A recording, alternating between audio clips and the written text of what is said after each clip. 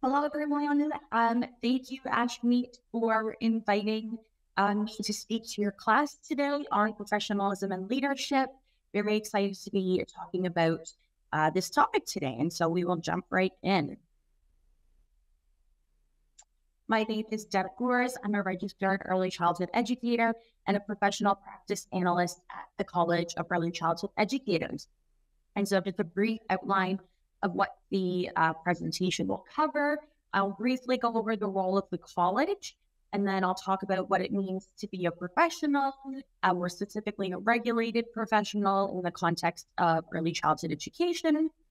Talk about the fact that our profession is a care and relationship-based practice, and then we'll finish up with talking about leadership in early childhood education as well as advocacy in early childhood education. All right, so let's begin with the role of the college. So a bit of history around how the college was developed and why the college was developed. So after more than 20 years of advocating for legal recognition for the profession of early childhood education, ECEs and organizations who were working in the sector were successful in 2007 when the Early Childhood Educators Act was passed. And I'm sure you've talked about this piece of legislation in your courses thus far. The passing of the Early Childhood Educators Act, or the ECE Act, was a very monumental time for the sector. Because when this piece of legislation passed by the provincial government, it created the college, and this piece of legislation also outlines all of the college's duties and responsibilities. The passing of this piece of legislation also recognized early childhood education as a profession that's recognized in law, and it also recognized early childhood educators as professionals who are also recognized in law. And so, like I said, it also created the college as the self-regulatory body for the profession in Ontario. And within the ECE Act, it outlines that the college's primary duty is to serve and protect the public interest. And on the next slide, I'll get into a bit more detail around how exactly the college upholds its duties and responsibilities set out in the Act. But just a piece of information that I always like to share is that Ontario is the only jurisdiction in all of North America where early childhood educators are both recognized in law and they're recognized as a distinct profession with the authority to regulate their own practice. And so that's what it means when we say that it's a self-regulated profession. It's because in law, it says that the profession has the authority to regulate their own practice instead of the profession being regulated by the provincial government. Okay. So how exactly does the college regulate and govern Ontario's RACEs in the public interest? It's again, these responsibilities are laid out in that ECE Act, but these are sort of the five main avenues of which the responsibilities are outlined in the ECE Act. So first we have registration requirements. One of the big ones is the educational requirement, which you're all working towards right now, and you're close to the finish line of that educational requirement. And having specific educational requirements, registration requirements in a more general sense ensures that individuals who are, applying to the college to become registered early childhood educators, they've met specific educational requirements. They have the specific training, they have the specific knowledge around theory that they've experienced, they've had the practical experience. And so it protects the public because it ensures that those individuals have met certain training requirements and educational requirements in order to be able to practice the profession safely and ethically in Ontario. And we have the public register. So you may or may not have heard about the public register, but the college holds or maintains a public register of all members of the college. So if and when you do become a member, within 24 hours of you receiving the email saying, congratulations, you are now a member of the college, your name will appear on that public register. And so the public register creates transparency between the public and members of the profession.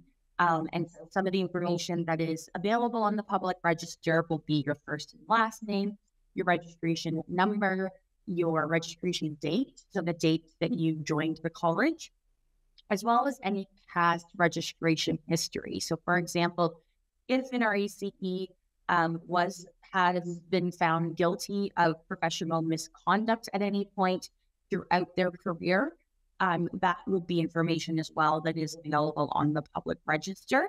And again, like I said, it's a way to create transparency between the public and members of the profession.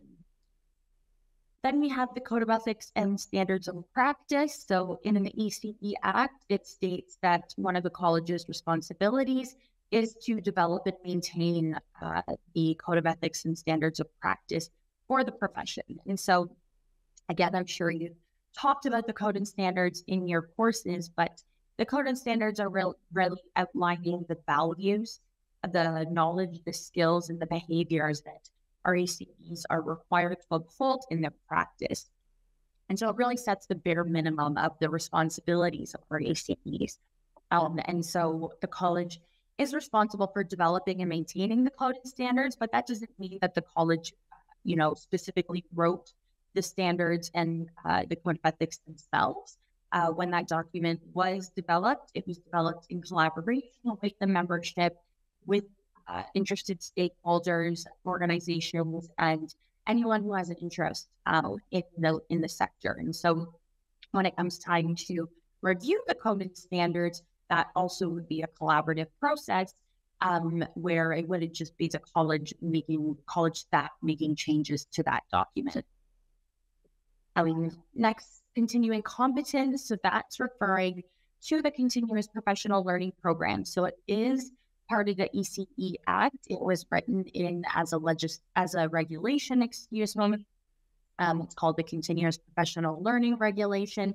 And when that regulation passed in 2016, it required all our ECEs to engage and participate in the Continuous Professional Learning Program in order to maintain their membership. And so the college has a Continuous Professional Learning Program that supports our ACEs in their ongoing learning throughout their careers and throughout their practice. And I will touch a little bit on the college's CPL program, but if and when you do become a member, you would be provided with all the information in order to know what your responsibilities are for that program in your first year of membership. And then, of course, we have a complaints and discipline process. So just as any other self-regulatory body would in Ontario, the College of ECE does have a process that supports or deals with complaints and discipline. So, the vast 99%, a vast majority of our ECEs practice safely and ethically and uphold the coding standards in their practice. But for the instances where our ECEs are falling below those coding standards, the college does have a process in place that holds those individuals accountable. And it also supports the integrity of the profession as well. And so in a nutshell, that's, a lot of the responsibilities that are outlined in the ECE Act and how the college regulates and governs the profession in Ontario. All right. So now we're going to get into what does it mean to be a professional. And so I do have a pause and reflect here. So feel free to pause the recording at this point. These are questions that you can take with you to engage in some deeper reflection, or you can engage in some reflection right now. But what do you think it means to be a professional, and how might professionalism be demonstrated?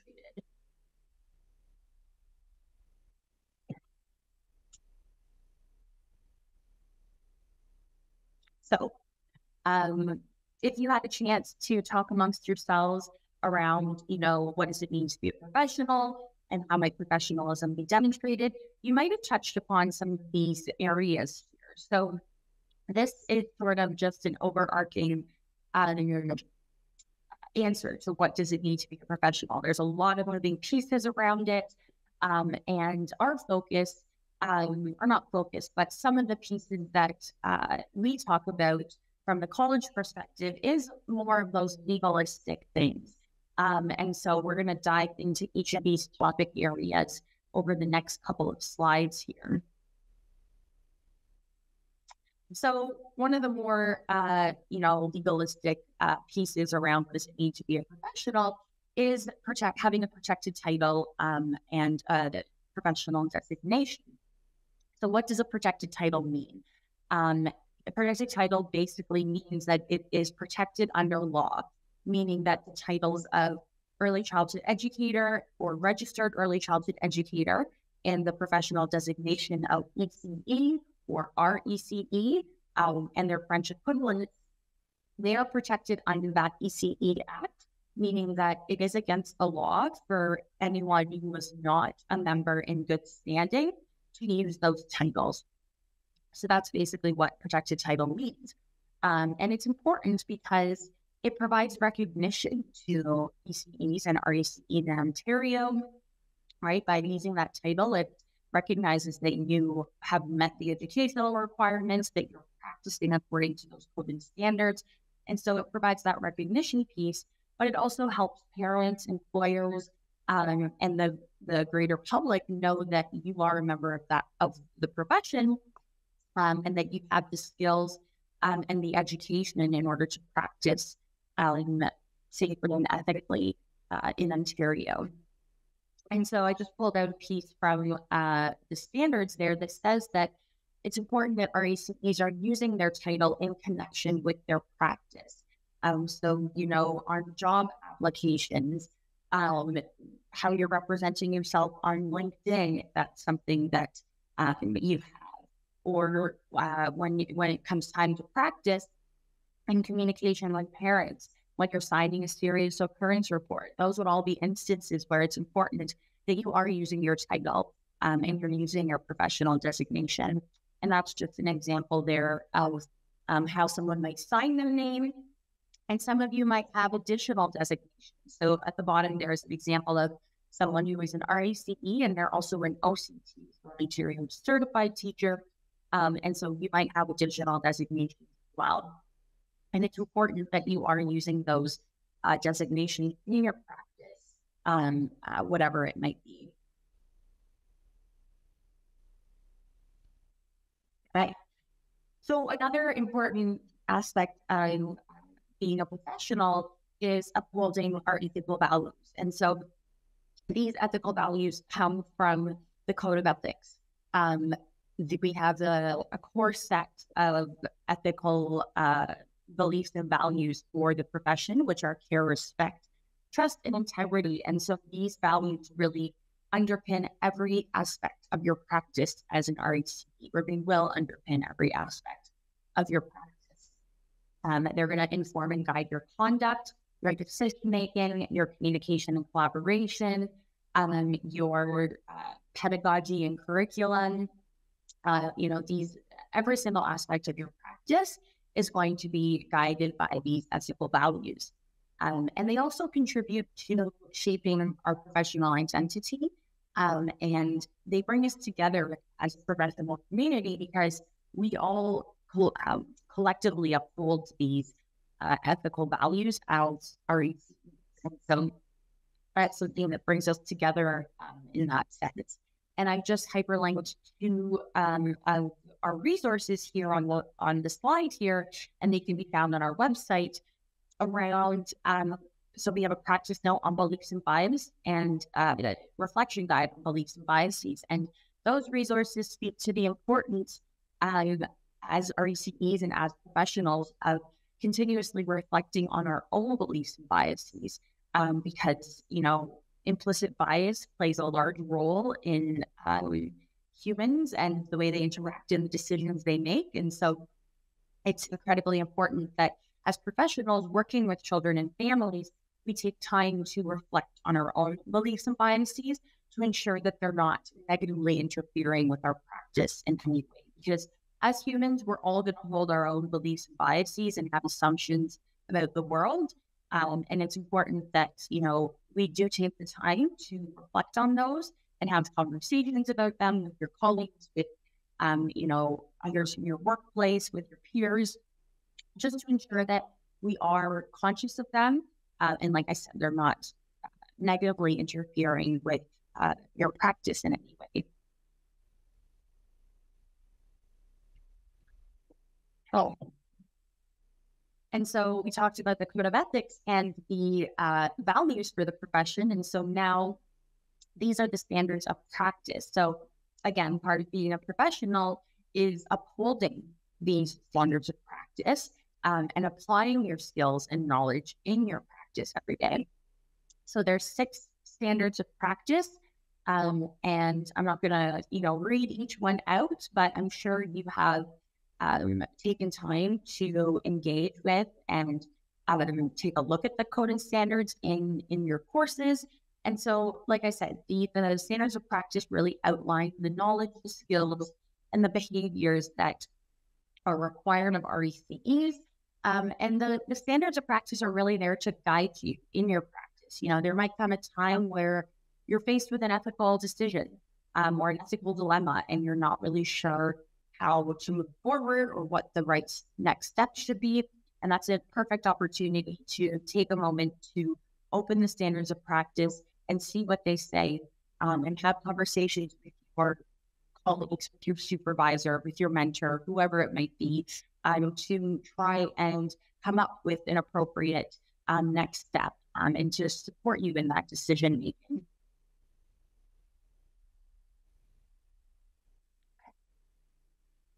So sort of going off that idea there around decision making and engaging with the code and standards is that this idea that professionalism and competency are linked. And so competency comes from effectively using your knowledge and skills in your relationship-based practice. And that comes from, adhering and following those code and standards in your practice as well. And so that's all linked. So that idea of professionalism, competency, and upholding the code of ethics and standards of practice. And some other pieces of information when we think about the code and standards is that they're going to inform your professional judgment. So like I was talking about on the previous slide, you might be faced with an ethical decision or ethical dilemma one day, and your professional judgment is going to play a large role in how you decide to move forward with your decision. And so the next slide, I will talk more in detail about professional judgment, but know that the code and standards are there to inform your professional judgment. Like I was talking about, they're going to support you in navigating those uncertain practice situations. And something important to remember too is that the code and standards are used together with other guiding resources documents. So the code and standards, they're very important. They set out the knowledge, the skills, and the behaviors that RECEs are required to uphold in their practice, but they don't stand alone. They're used together with relevant legislation. So, for example, if you're working in a licensed childcare setting, a relevant piece of legislation is going to be the Child Care and Early Years Act that you will also need to have knowledge of, and it's going to be used in collaboration with the code and standards. Code and standards are also used together with research, research that you're doing yourself or that you're engaging with or reading about, any resources that you may find that are supportive to you in your practice, and as well as any ongoing professional learning that you may be doing. So it's this big network of information sources that really come together to, support you in your practice and support your decision making and inform your professional judgment.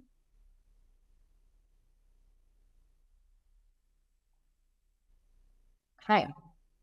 So professional judgment and decision making. So, I'm sure from your practicum experiences or any experience that you've had working in the sector with children and families, you know that RECEs are not technicians, right? The practice of early childhood education is a care and relationship-based practice. Relationship-based work is hard. It's challenging.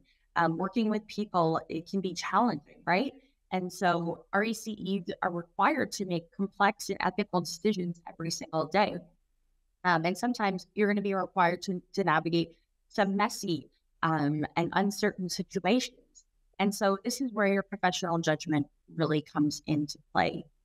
And know that, your professional judgment is not something that's going to develop overnight. Professional judgment comes with experience, it comes with practice, it comes with reflection. And so know that it will continue to evolve throughout your careers and as you gain more experience in the field. But when we talk about professional judgment, from the college perspective, we talk about it as being informed by these three areas here in this graphic. So first, of course, like I was mentioning on the previous slides, your ethical and professional standards. That's the Code of Ethics and Standards of Practice. That document is absolutely going to help inform your professional judgment and your decision making. Your professional knowledge and experience. So that's going to be all of the knowledge that you've gained throughout your education, all of the experience that you've gained throughout your education. And then as you start practicing as an RECE, you're going to continue to gain professional knowledge and experience. And in that piece of the puzzle, we can also consider any additional research that you're doing, any resources that you've, read to help inform your decision making. Maybe you've had some conversations with your supervisor or conversations with some of your colleagues to help inform your decision making. And so all of those things can be sort of considered within that piece of that puzzle there. And it's going to help inform your professional judgment. And then finally, of course, I'm sure reflective practice is not a new topic to you. And it's incredibly important in our sector. For our ECEs who are working in a relationship-based practice, working in a care-based practice, that skill to be able to critically reflect on oneself and on your practice and on your decision-making. And so that is a piece of the puzzle as well that's going to inform your professional judgment. And we do have some resources on our website as well. We have a practice note on professional judgment and a practice note on ethical decision making as well. So highly recommend you check those out. They can be found under the members tab on the website. There's the members tab, and then there will be a section called resources. And that's where all our resources are housed. So definitely recommend checking those out if you're not familiar with them. Okay.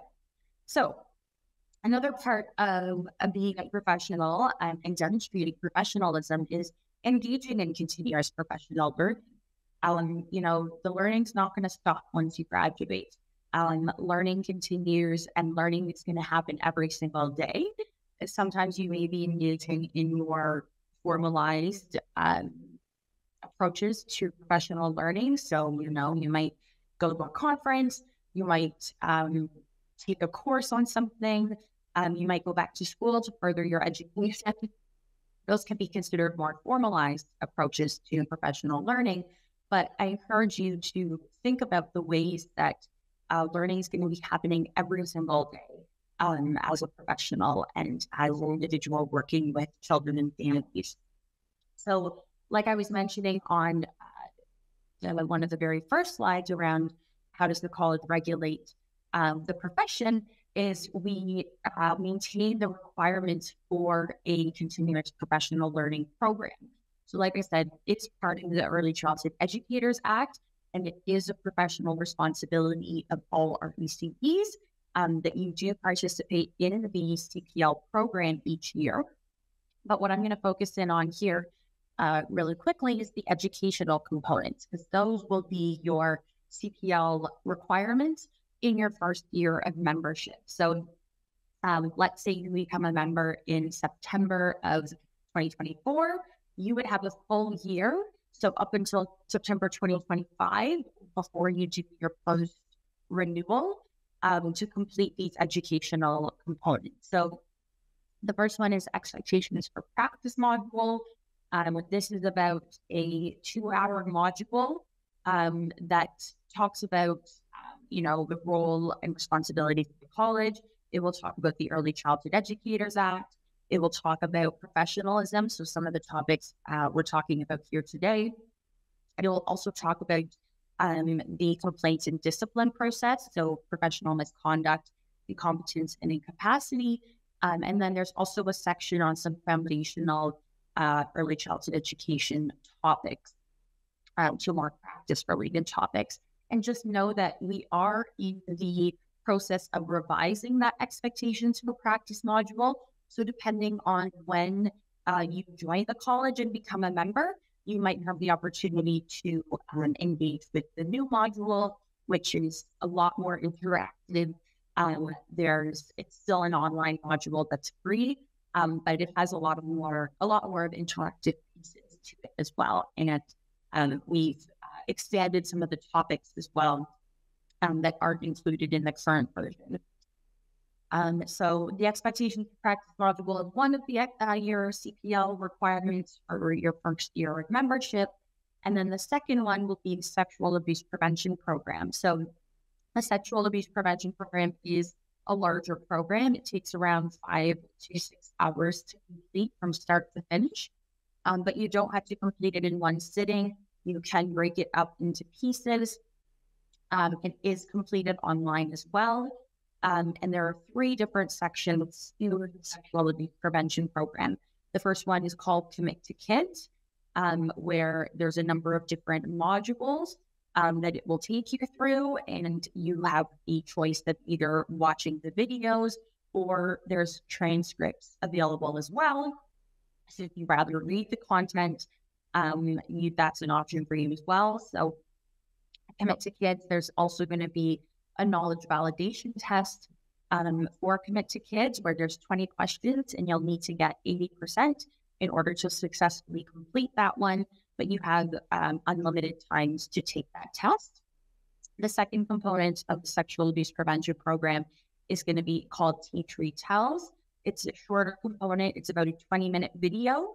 And then there's also a knowledge validation quiz for that one that has 4 questions, and you'll need to get 100% on that one to successfully complete it. And again, you have unlimited attempts. And then the third section are college resources to review. So there's 3 required resources to read and review, and those would be accessible through the training platform as well, but there's no quiz for the college resources to review. And so that's basically a high-level summary. But when it, like I was saying earlier, once you do become a member, you will be provided with all the information, what programs, the educational components, what your timelines are, and all the details around completing those.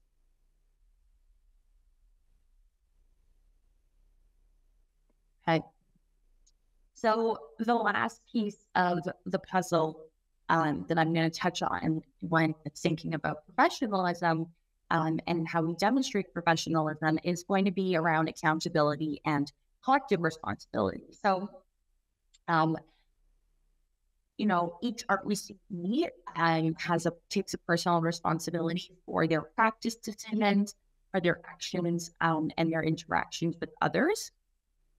But we also have this collective responsibility. So we have a collective responsibility to support the accountability of our colleagues. So that could be, for example, offering support to a colleague who might be struggling, or you see something that might be on the verge of getting a little bit out of hand, and so you step in to offer some support. Collective responsibility can also look like accepting support from a colleague or from someone who's offering you support. And that doesn't make you less capable. It makes you accountable. If someone's offering you some support, take that support. And that's an example of offering or demonstrating that collective responsibility. And then the other example of collective responsibility as well around supporting the accountability of colleagues is all our ECEs have reporting obligations, right? And it's important that you're aware of your reporting obligations, for example, duty to report, as well as reporting obligations to the college. So if a child is put at risk of harm or they have been harmed, RECEs have a responsibility to report that. If it's happening through the conduct of another RECE, report it to a Children's Aid Society and also report it to the college as well. And so it's important that you're aware of your reporting obligations and you know what they are.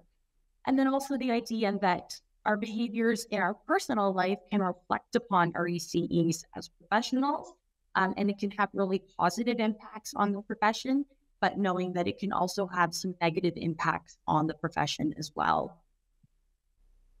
Okay. And so that sort of wraps up that section on professionalism.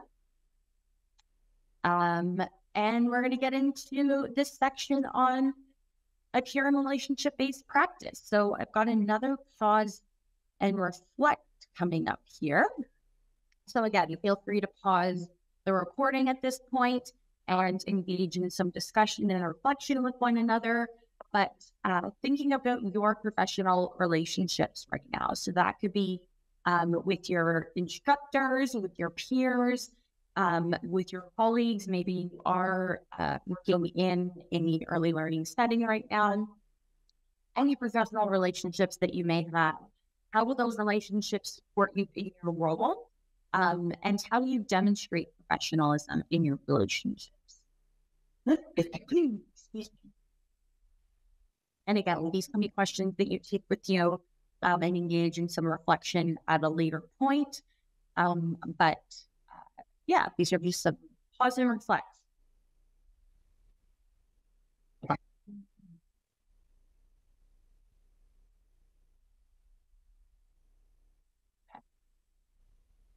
So I hope you had some time to reflect on those questions. And so let's talk a little bit about this notion that it's a care and relationship-based practice. I'm sure you have talked about that in your classes and with your peers. But yeah, the practice of early childhood education, there's a component of care, of course. There's also an educational component, but the largest piece, I would argue, is that it's that relationship-based practice, right? Everything comes down to the relationships that you're forming with the children, your colleagues, with the children's families, with the learner community, perhaps, for example.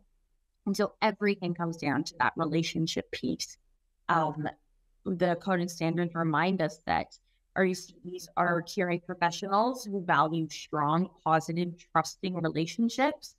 And your relationships are underpinned by our ethical values, right? They're underpinned by care, respect, trust, and integrity, but they're also underpinned by diversity, equity, and inclusion, right? In your relationships, are you maintaining equitable practices? Are you ensuring that inclusion it is a strong component of the relationships that you're forming? Quality practice is compassionate and relationship-based. And something important to remember is that in your professional relationships with whoever it might be, the needs and best interests of the child are always the highest priority. If we take a look at the Code of Ethics, which set out our responsibilities, right?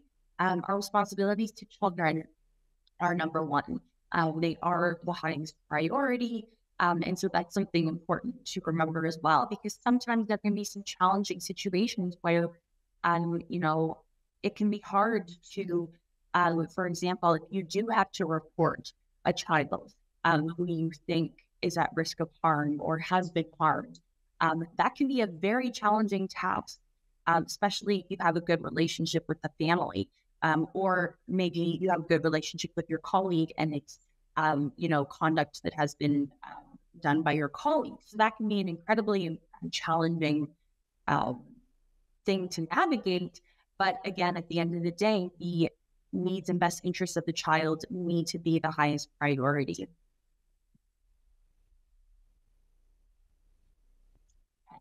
So this slide really just wanting to highlight that relationships are the foundation to every other aspects of your practice. If you think about a house being built, what comes first? It's typically the foundation of the house, and those are your relationships, right? Your relationships start to form the day you step into practice. And it can be challenging sometimes, especially if you have new colleagues coming in and out, new room partners. You might have a new child coming into your room. And so that's a lot of relationships to balance. And each of them are going to be unique as well. And so that's a lot to take on and to manage. And so that's why that critical reflection is so important. And it's important that you're taking time to critically reflect on each of your professional relationships as well. But coming back to this slide here, so, relationships are the foundation, and then all of these other aspects of practice are sort of the house being built on top of that foundation.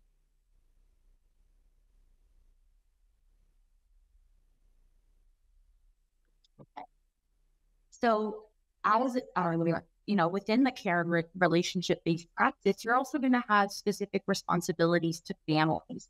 So the Ministry of Education says that families are the first and most powerful influence on children's learning, development, health, and well-being. And we know that families are experts on their children. And so a large role as in RACE is to be able to work in partnership with families, right? We're not, our role isn't to be the expert per se, and we do have the knowledge and the theory and the practical experience, but we have to be able to work in partnership with families because families know their children best. And so I just pulled out a couple standards here that speak to some of NRACE's responsibilities to families. Is that you're going to build and maintain responsive and collaborative relationships with families that are built on that mutual trust, openness, and respect for confidentiality, and knowing that, trust can take a different amount of time to build between different families. Some families may feel really comfortable with RACEs and with the idea of early childhood education from the beginning. It may take a certain family a longer time to develop that trust and have that trust. And so it's important that you understand what pace a family might need to have. And that's understood through the relationships that you're forming with them, through the communication that you have with them. And then the second bullet there, like I was talking about earlier, RACEs work in partnership with families. You share knowledge, you share resources, you share information about their child, you share highlights from their day. It's important to be able to share those pieces of information with a family. Pickup, for example, and so that the family understands and knows what is happening related to that child's development, well-being, all of those sorts of things. And you also provide meaningful opportunities for families to engage in and contribute to the learning environment. So it's important that families can see themselves in the learning environment and in their child's experiences as well. And so those are just, those many other responsibilities to families that I'm sure you can point out in the code and standards, but those are three that I pulled out to reference here. Okay.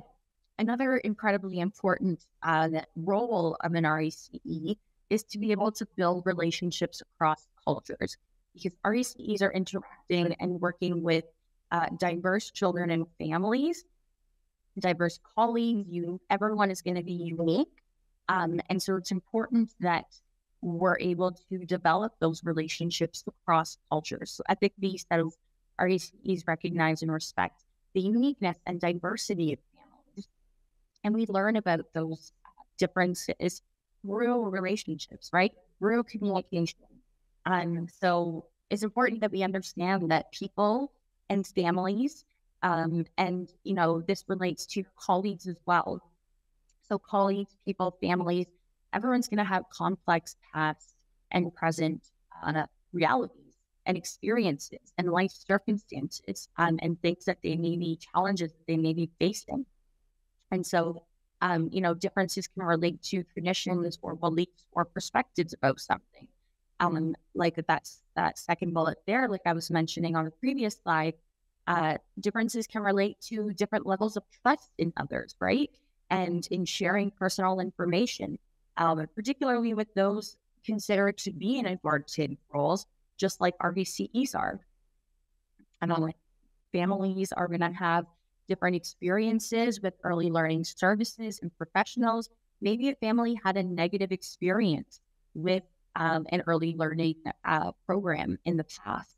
And so that's going to affect, their relationship building with this new experience. And that's going to affect their level of trust in the early learning professionals and programs.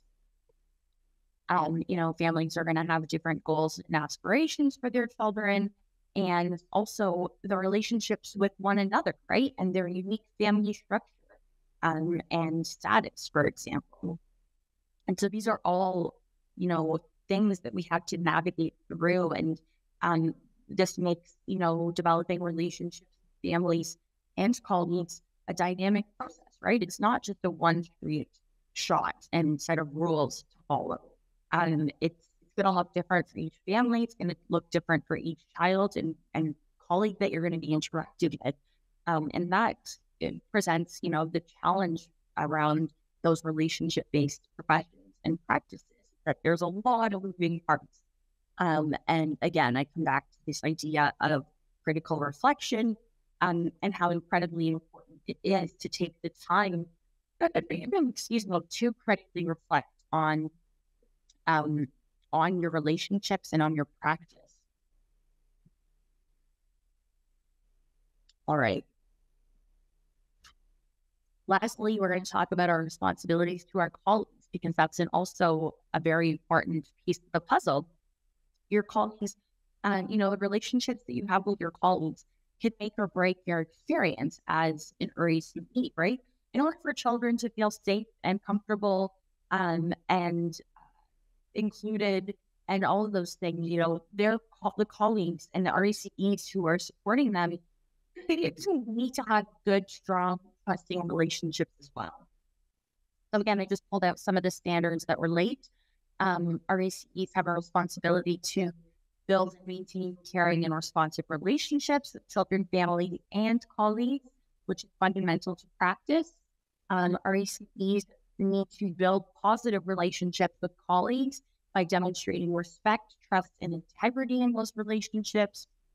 They're going to support, encourage, and work collaboratively with colleagues, including students aspiring to the profession. So RACEs have a responsibility to support you as students. And when it's time to move to become an RACE, you will then have that responsibility to support students who are coming into your classrooms or to your rooms to do now practicum, for example, right? It's that cyclical sort of, full circle thing where as you were a student and now when you become a practicing RACE, you will have a responsibility to support students. And you also engage in critical reflection and collaborative inquiry with one another, right? Through that, during staff meetings or meetings that you have with your room partner, whatever it might be, whatever way you choose to engage in that collaborative inquiry, to be able to support all children in the room and develop your curriculum through that collaborative way.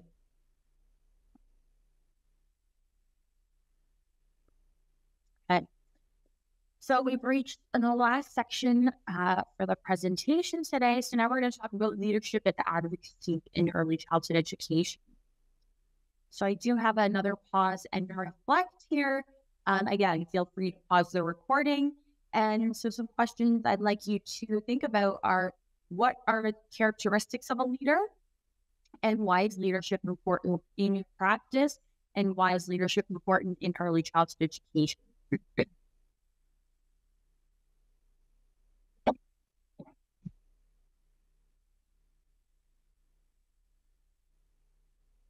Okay.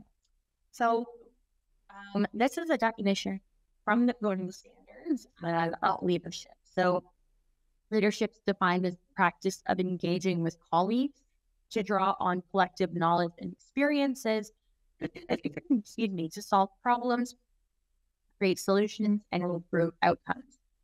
Leadership involves taking and encouraging collective responsibility, right? So having that shared responsibility, contributing to an inclusive and collaborative working environment, and creating, coordinating, and directing change through vision, inspiration, commitment, and contribution.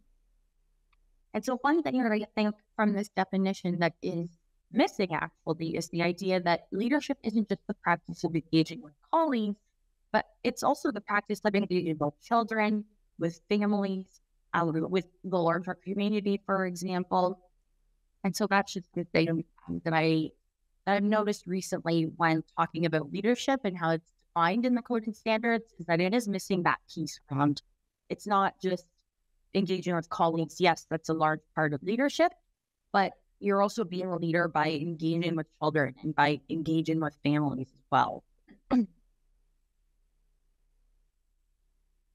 Okay.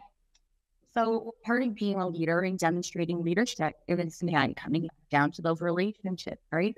You're establishing relationships, you're engaging in communication and collaboration. So some leadership essentials, regardless of your work environment, are going to be developing those caring and responsive relationships, having effective communication and collaboration. Excuse me, I see a typo on the slide there that should say effective communication and collaboration. Acting with integrity, right? Integrity is one of the core values for the profession. And when we act with integrity, we're demonstrating leadership and we're being a leader. And knowing that the needs and the well-being of children are above all, right? Our main priority, our highest priority is always ensuring that the needs and best interests of children are prioritized. Another way that we demonstrate leadership and be a leader is by engaging in continuous professional learning, right? If you're learning, you're leading because you're gaining knowledge and you're able to share that knowledge with others around you, and you're able to see things differently, gain different perspectives, reflect on different things. And so engaging in continuous professional learning is an example of demonstrating leadership. So it's demonstrating to the public that you're a member of a profession that values ongoing learning and values being a lifelong learner. And like I was saying, it's a way for you to grow your knowledge and skills, to ensure that you're able to deliver high quality practice, and also support you in recognizing the importance of reflective practice and self-directed learning. And self-directed learning is really about being able to choose your own learning path, right? What are your goals for yourself as a professional? What is the learning you want to engage in? What do you want to learn more about? What are some gaps in your knowledge? What are some areas that you would like to strengthen? All of those sorts of things. And that all is, that all comes through, and you discover those things through engaging in that self-reflection.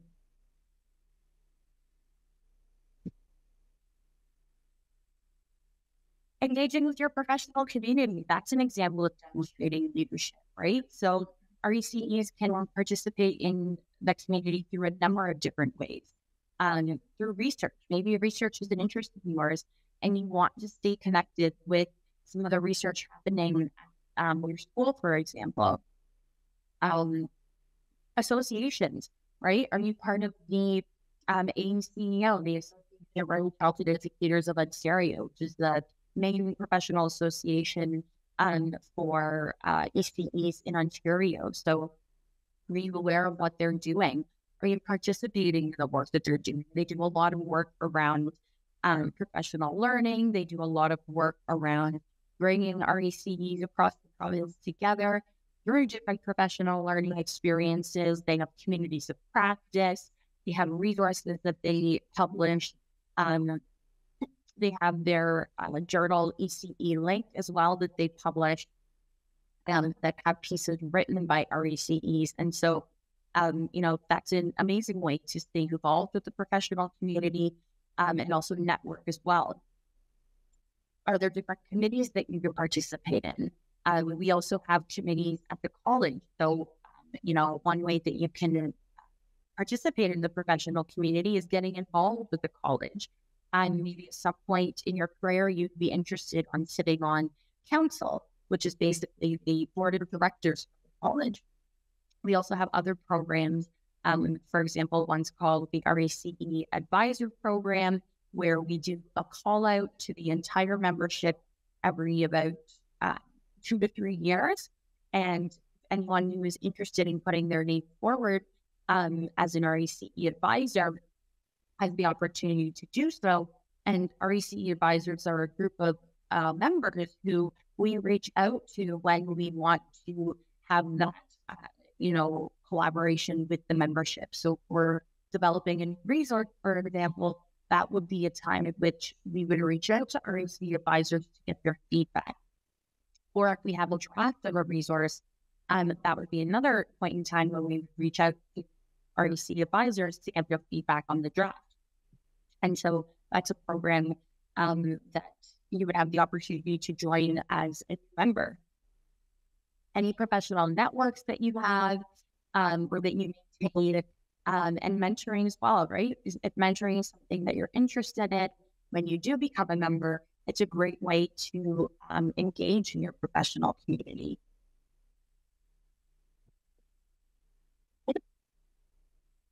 Okay. And kind of leading into that, right? Mentoring, supporting, and guiding. So RACEs have a responsibility to act as role models or mentors.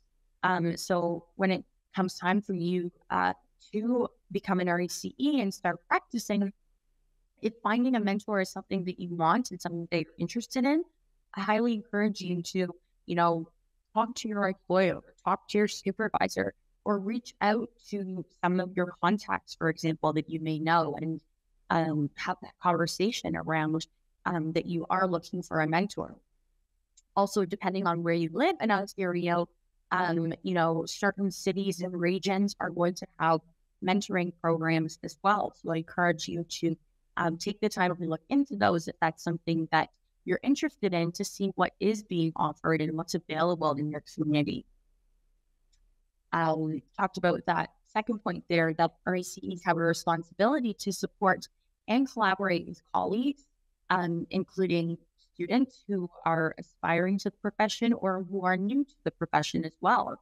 So your colleagues, when you start practicing, they have a responsibility to support you as new members of the profession.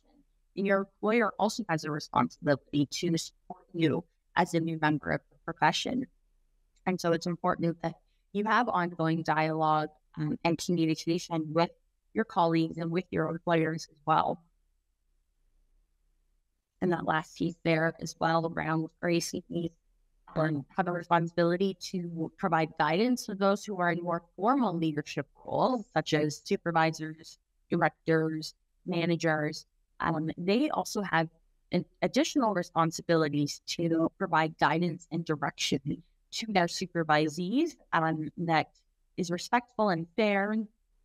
And they have a responsibility to create opportunities for supervisees to assume formal or informal leadership roles.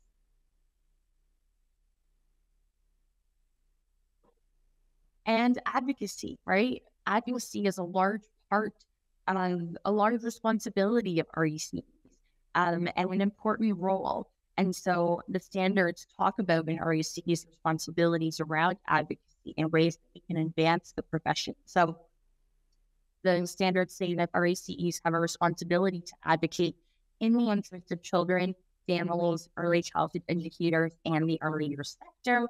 And that can look so many different ways. You might be involved in big advocacy, for example, with the association, with the AECO.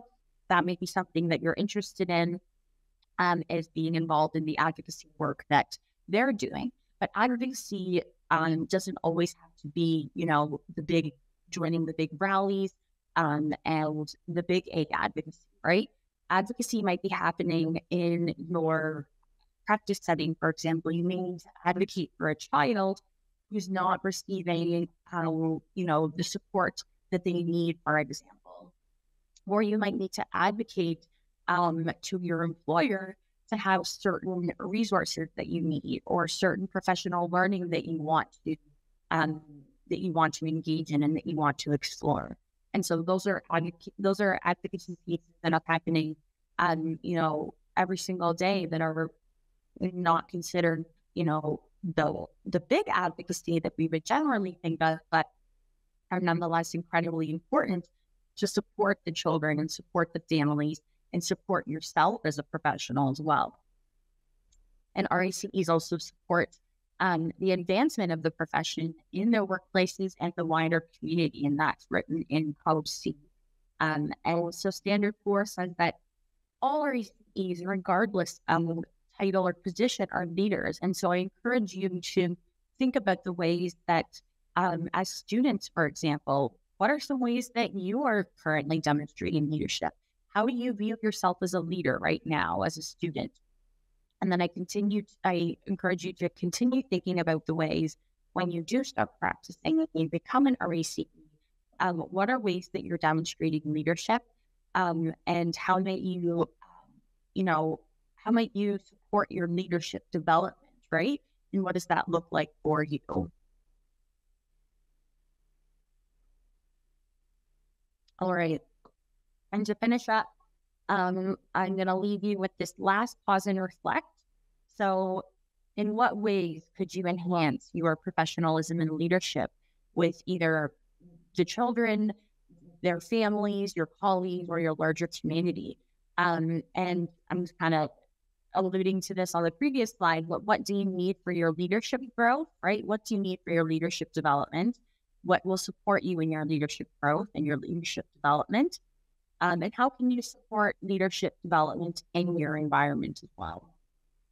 So some questions I will leave you with, and got one last slide here that's just to highlight, like I was mentioning earlier, we have a lot of resources on our website, and I highly encourage you to check them out. You don't have to be a member of the college to access them. They're accessible to the public just off of our general website. And these are just some pictures of some of the resources that are housed there. And that's all the content that I have for today. And so again, thank you so much for inviting me to speak to your class. And I wish you all the best in the rest of your studies, and look forward to welcoming you into the profession. Take care, everyone.